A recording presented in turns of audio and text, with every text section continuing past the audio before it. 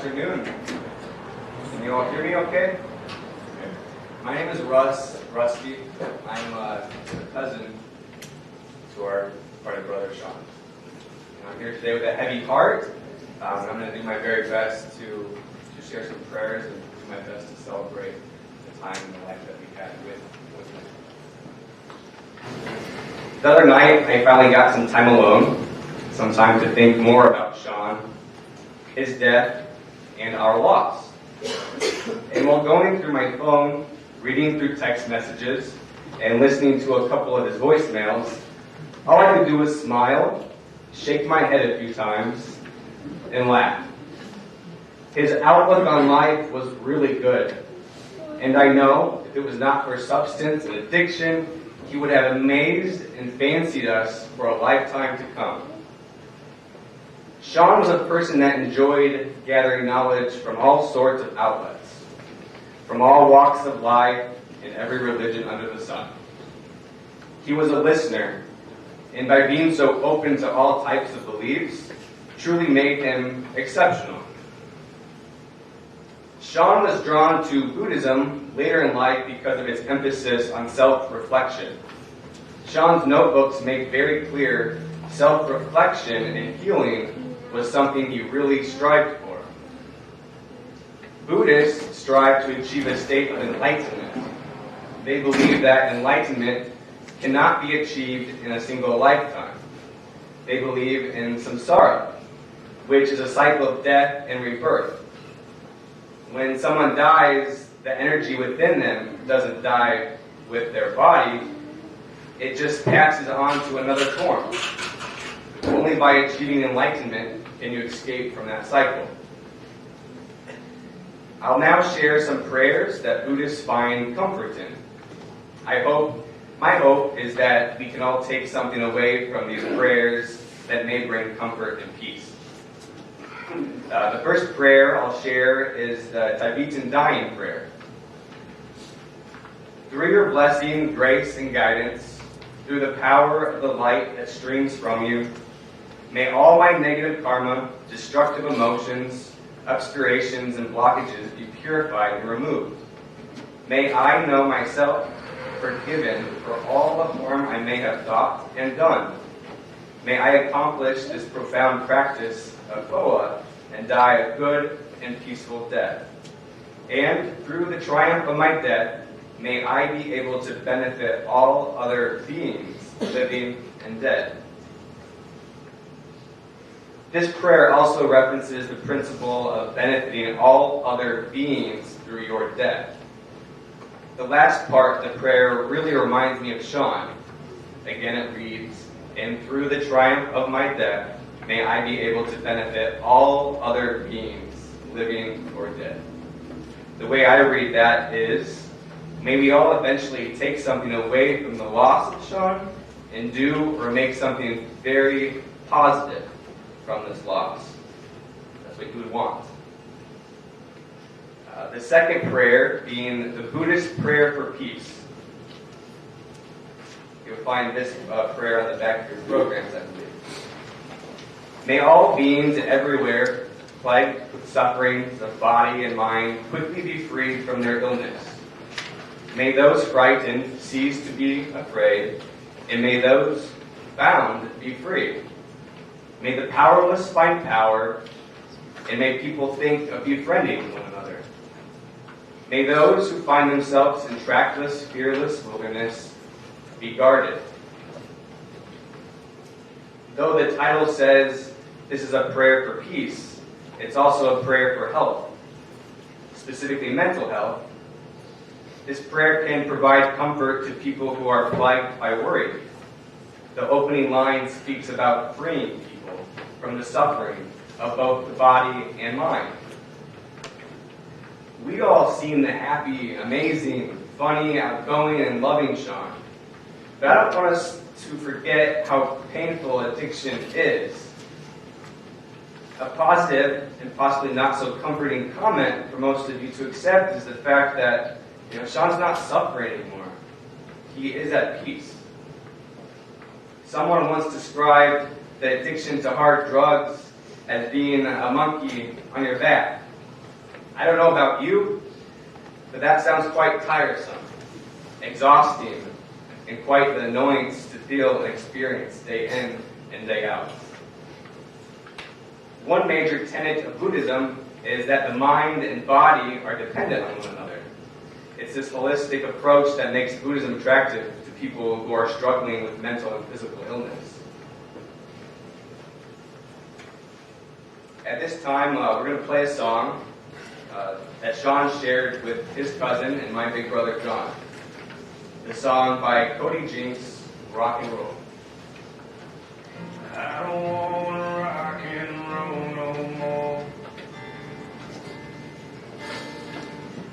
least not the way I did back before. That life tried to kill me. Tell the truth, I never regret me. I don't wanna rock and roll no more. I don't wanna rock and roll. I don't need that whiskey anymore. At least not the way I did back before. That stuff tried to kill me. Tell the truth, it never drifted me. I don't want that whiskey anymore. I don't need that whiskey. I don't mean to disappoint you. There's a chance I'm going to. Some people only like me when I'm stoned. Yeah, the crowd was a whole lot bigger, but I just can't remember. I don't need that whiskey anymore. I don't need that whiskey. I don't want to miss you anymore. I just want you right here in my arms. This old life's still trying to kill me. You're the only thing that's still me. I don't want to miss you anymore. I don't want to miss you. I don't mean to disappoint you, but you know I'm gone. Sometimes I lay it all down and come back home. Yeah, the crowd was a whole lot bigger. You were out there in the center. I don't want to miss you anymore. I don't need that whiskey anymore. I don't want to rock and roll.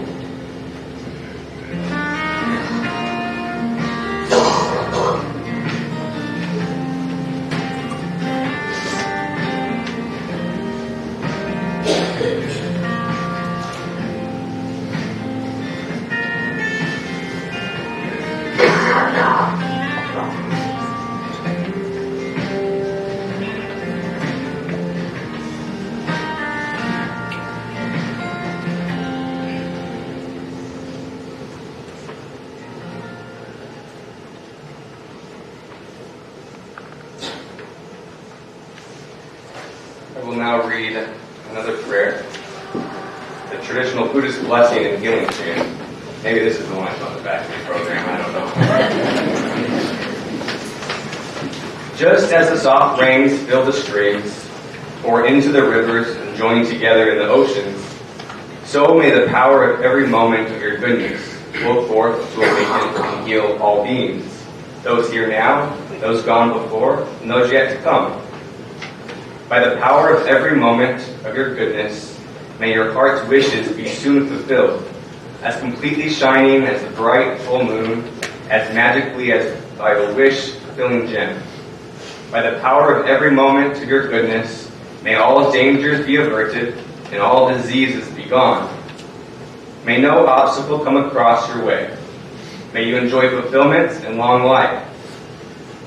For all in whose heart dwells respect, who follow the wisdom and compassion, may your life prosper in the four blessings of old age, beauty, happiness, and strength. This is another prayer for healing. This one has strong emphasis on the sense of self. it also ties into the Buddhist concept of karma. Many people believe that karma is about punishment or reward, but it's a lot more nuanced and complex than that. Essentially, it's about how the actions you take in life will come back to you in the future. This particular prayer focuses on the goodness in people and how it has an effect on themselves and the world around them. Shawn had a handful of notebooks with self-help reminders. One of the pages read, budget, meditate 20 minutes a day, discipline, self-improvement, create long-term, short-term goals, get involved in AA, talk with family and friends more, memorize St. Francis' prayer, read more, and physical health. I thought it was really cool that he had in the middle of all those great notes and reminders memorized St. Francis' prayer. The prayer of St. Francis of Assisi reads as, Lord, make me an instrument of your peace. Where there is hatred, let me sow love. Where there is injury, pardon. Where there is doubt, faith. Where there is despair, hope. Where there is darkness, light. And where there is sadness, joy. O divine Master, grant that I may not so much seek to be consoled as to console, to be understood as to understand, to be loved as to love, for it is in giving that we receive. It is in pardoning that we are pardoned, and it is in dying that we are born to eternal life. Amen.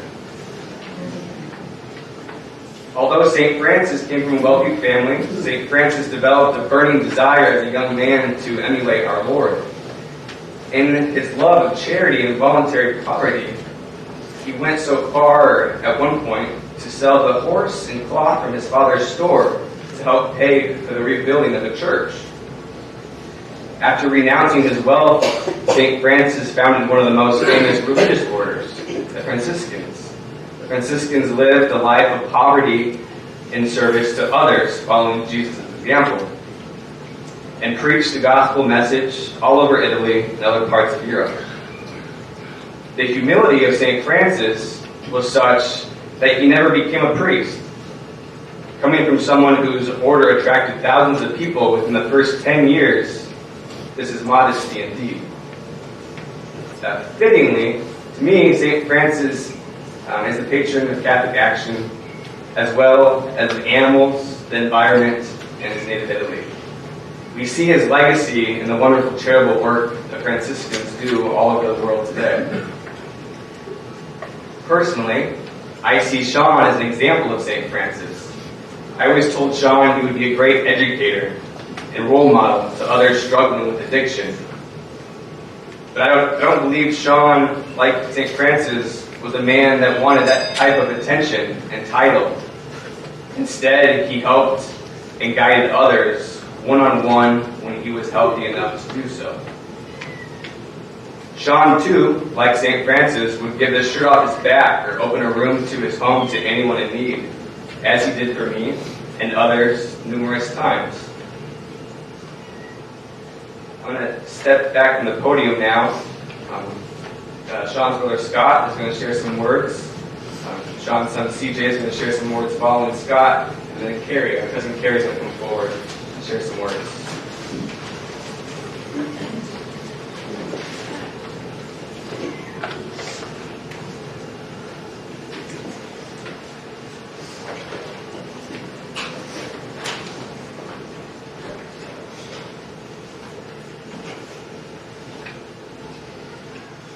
Hello.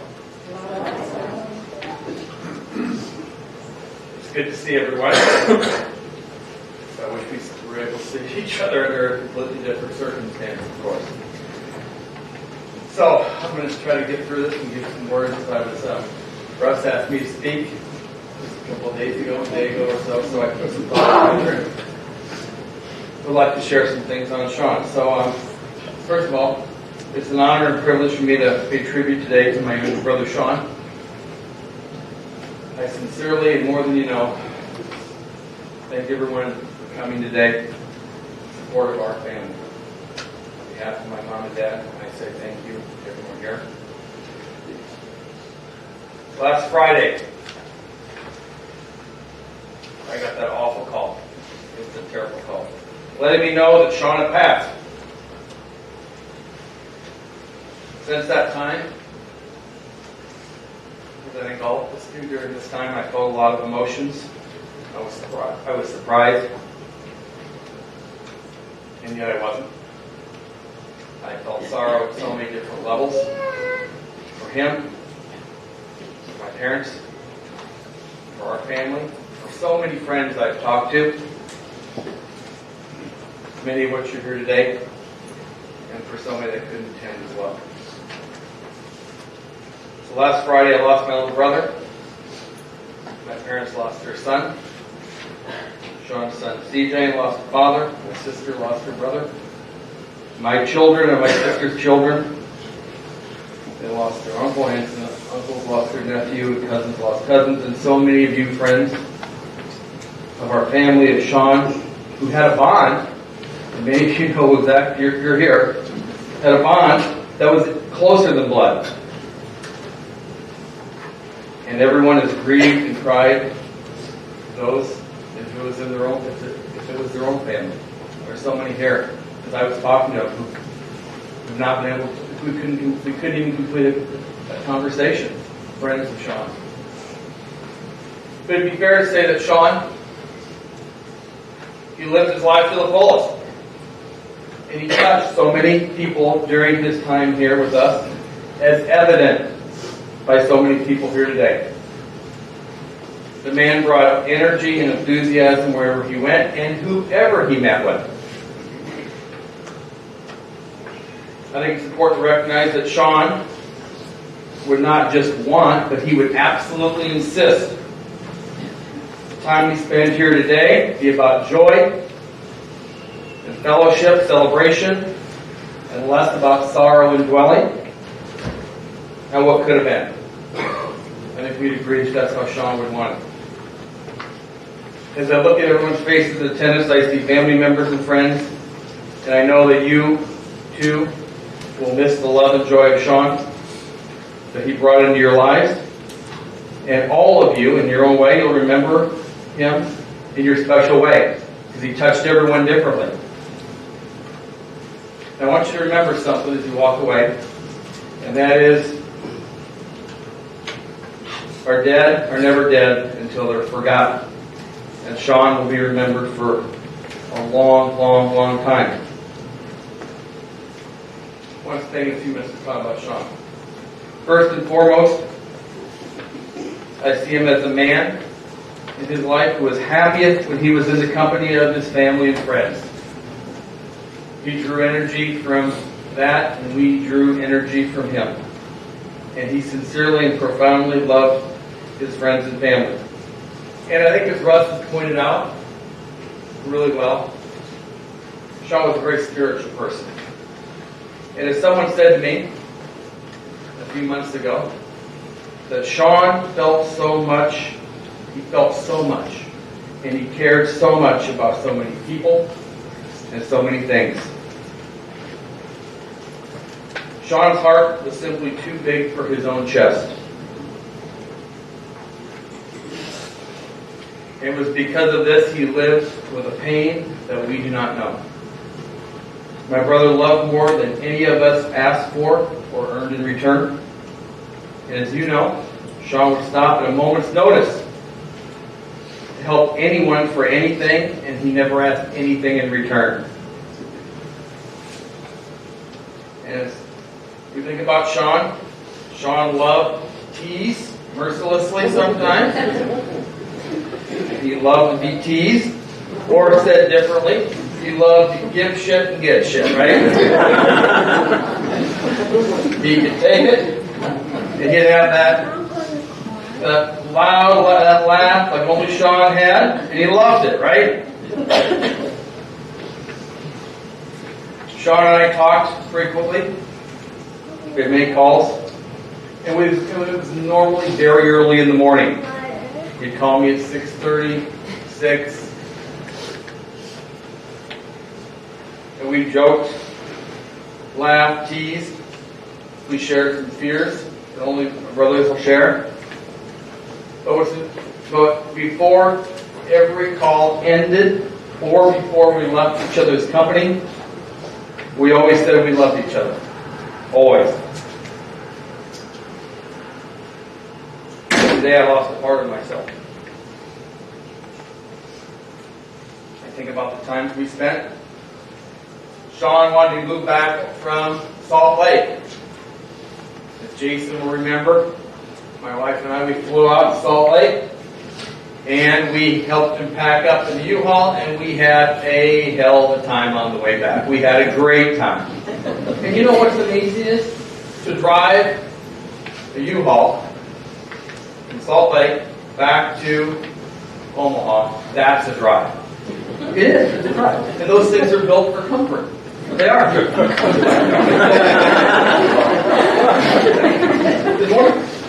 And we had the time of our life.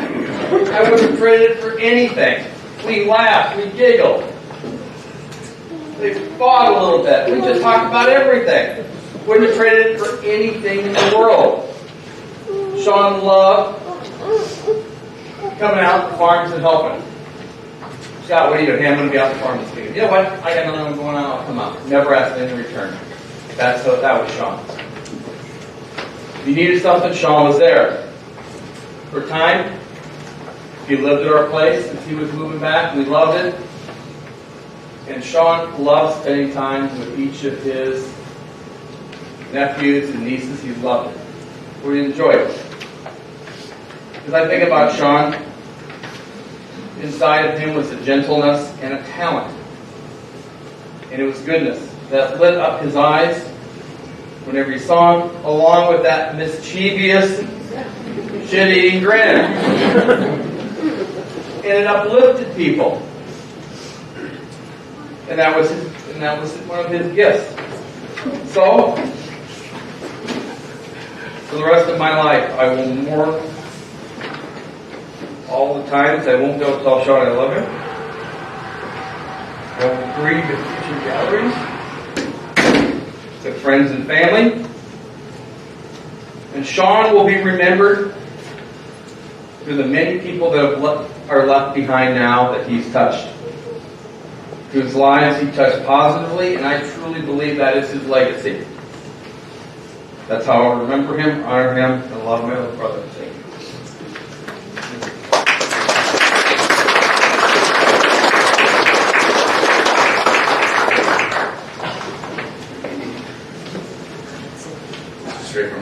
Straight from the head, so it's professional.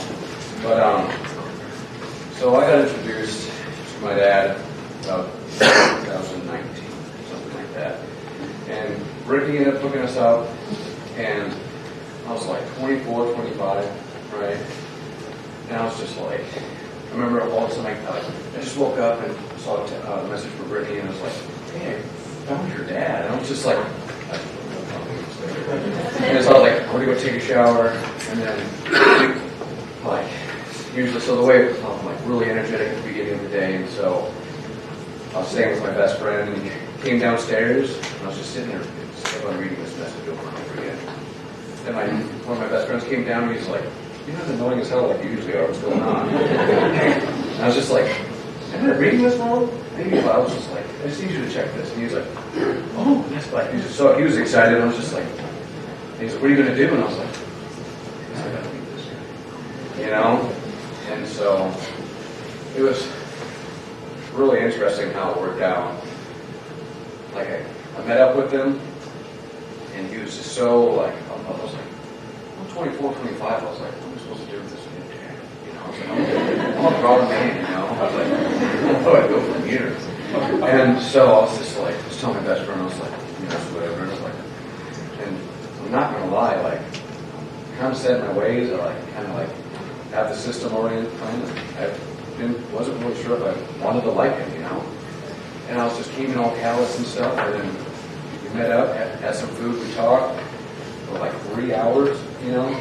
And it was just a phenomenal time. And then my best friend called me up afterwards. He's like, so what'd you think?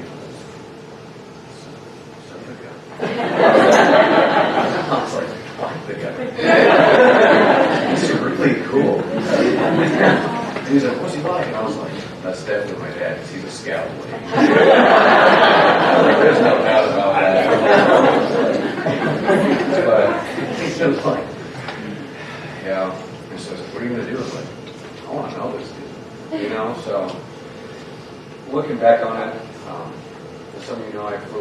Africa for this. And so that was a lot of alone time that I think was really good for me. And, you know, it's got to really think like how I want to handle this. And although it was short, I cannot express how grateful I am for the opportunity to meet him. And I had, like, when I first heard about him, I was like, I need someone to check in, you know. So, like, I have some, like, buddies who are, like, checking into his, like, just weird stuff. I don't know. I just didn't know what to expect. I didn't want him to be like, oh, you're my long-lost dad. For about $20, you know. I didn't want that. So I was just, but it was, like, nothing, you know. I was like, okay. So, yeah, like I said, it was just phenomenal. And he was so supportive, and it freaked me out. Just how much the love that man just spewed on me. You know, it was like, you know, it's like, so, you know, it's been like my siblings and I against the world, and like, this man was just like, or that's what it felt like, you know, sometimes, but like, this man was just like offering help and stuff, and I was just like, you know, it's just like, but he kept offering and offering, I was just like, you know, it's just like, it felt good, just like, so much love. It was phenomenal. I remember being a kid, like, you know, like, being in the foster care system and just whatever. I always wanted a huge family. You know?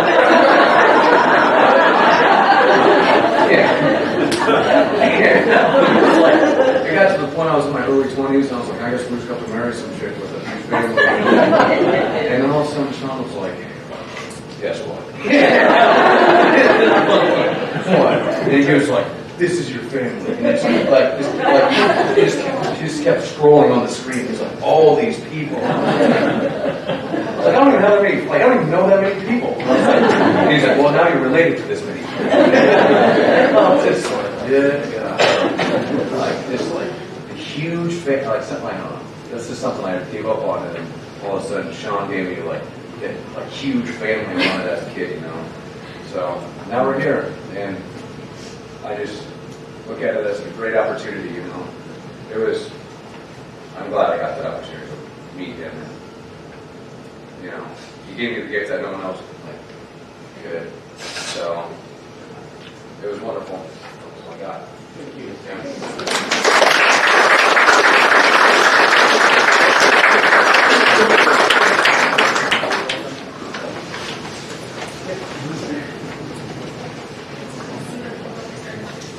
Hi, I'm Carrie. When Rusty asked me to talk, I said, well, I can read. I'll read something. He's like, I don't have anything for you to read. And I'm like, Rusty. So, I like to write letters. I write a lot to my grandma, and she enjoys them. So I wrote a letter to Shawn. So just bear with me. Dear Cousin Shawn, when I heard you had passed, my heart broke. I had never felt this sad before in my life. I couldn't stop crying. I cried for you, your mom and dad, Scott, Amy, all your nieces and nephews, and all of us. Your quick-witted personality was no longer with us. I want you to know what a beautiful soul you were.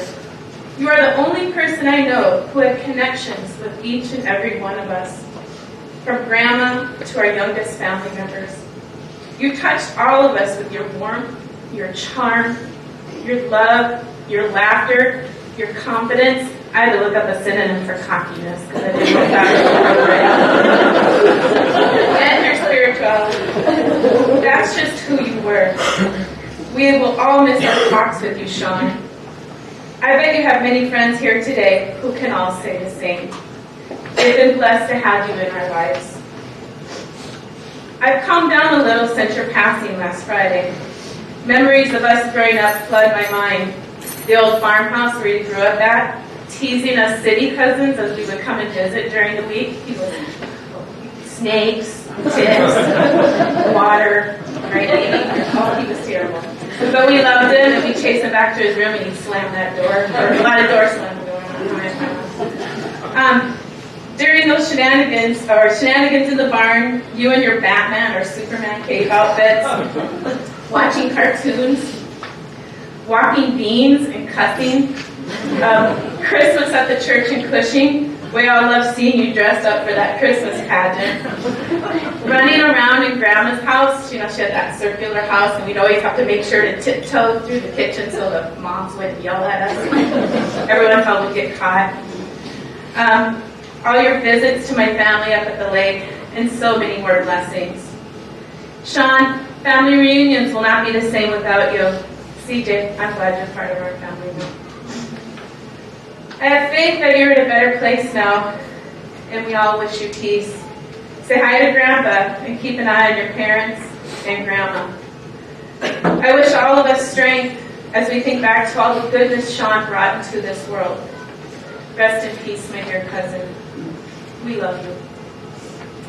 And then I have a reading. Grandma requested us to read Psalm 23. So this is from Grandma. The Lord is my shepherd, I shall not want. He maketh me to lie down in green pastures. He leadeth me beside still waters. He restoreth my soul. He leadeth me in the paths of righteousness for his name's sake. Yea, though I walk through the valley of the shadow of death, I will fear no evil, for thou art with me. Thy rod and thy staff do comfort me. Thou preparest a table before me in the presence of mine enemies. Thou anointest my head with oil. My cup runneth over. Surely goodness and mercy shall follow me all the days of my life, and I will dwell in the house of the Lord forever.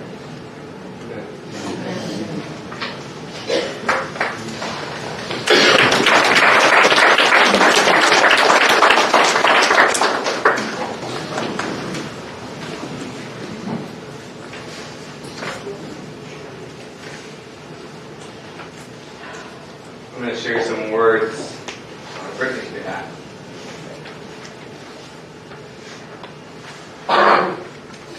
Shawn was more than my uncle. He was my big brother, a constant in my life for 34 years. Someone who would answer the phone at all hours, and even when he was busy, he'd answer, "Brittany Lynn, everything okay?" "Okay, kid, just making sure. I'm at work, but I'll call you back." And he always would call you back. As an adult, he became my friend. We took a trip to Costa Rica, and he came to visit us in Vermont several times. One of my favorite memories of him is when he officiated our wedding. He took that task so seriously and made the ceremony beyond special. I'll forever be grateful. Rest in peace, Uncle Shawn. I love you, Brittany.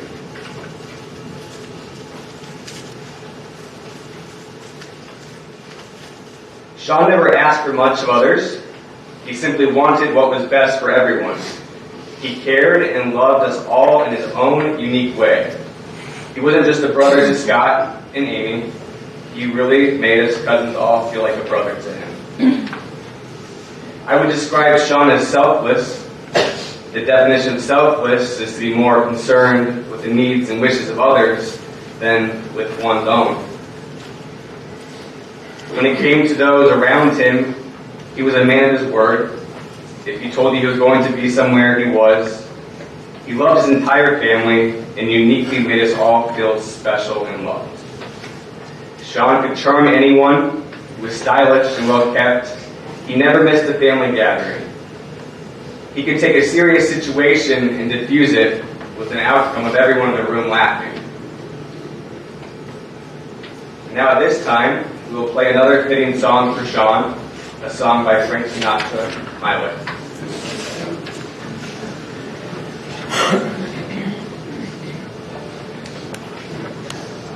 And now the end is near,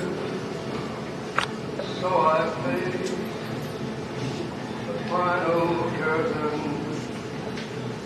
My friend, I'll say it clear, I'll state my case, of which I'm certain.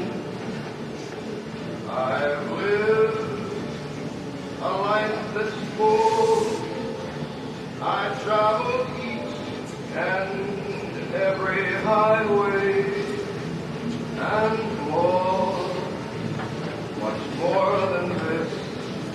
I did it my way. Regrets, I've had a few, but then again, too few to mention. I did what I had to do, saw it through without exemption. I planned each charted course, each careful step along the byway. More, much more than this, I did it my way. Yes, there were times, I'm sure you knew, when I bit off more than I could chew. But through it all, when there was doubt, I ate it up and spit it out. I faced it all, and I stood tall, and did it my way. I've loved, I've laughed and cried, I've had my fill, my share of losing, and now, as tears subside, I find it all so amusing. To think I did all that, and may I say, not in a shy way. Oh no, not me. I did it my way. For what is a man? What has he got? If not himself, then he has not to say the things he truly feels, and not the words of one who kneels. The record shows I took the blow and did it my way. It was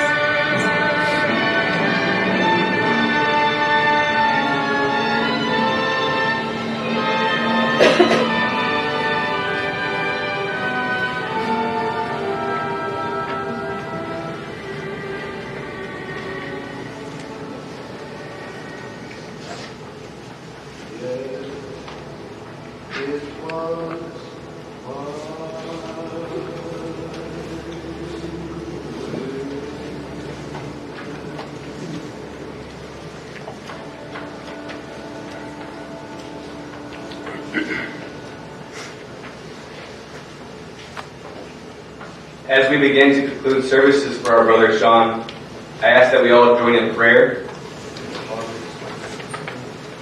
Our Father, who art in heaven, hallowed be thy name.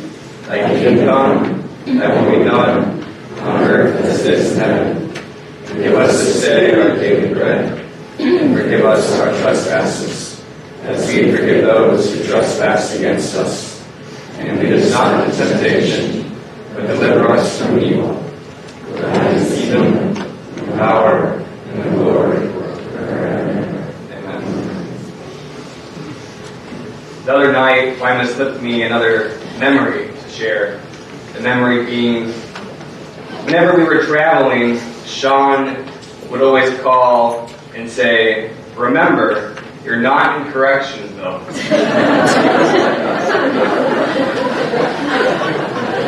And as we part ways and go off in different directions, a reminder from Shawn to you all, you aren't in Correctionville anymore.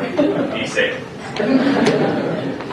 I wish you all safe travels home, and I thank you for your love and support towards Tom, Wyma, CJ, Scott, Amy, and the entire family. God bless you all.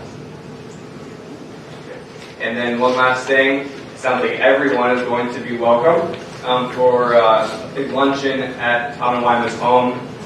You all know where that is, so we will ask that you all start to part ways from the funeral home and head over to fill our bellies.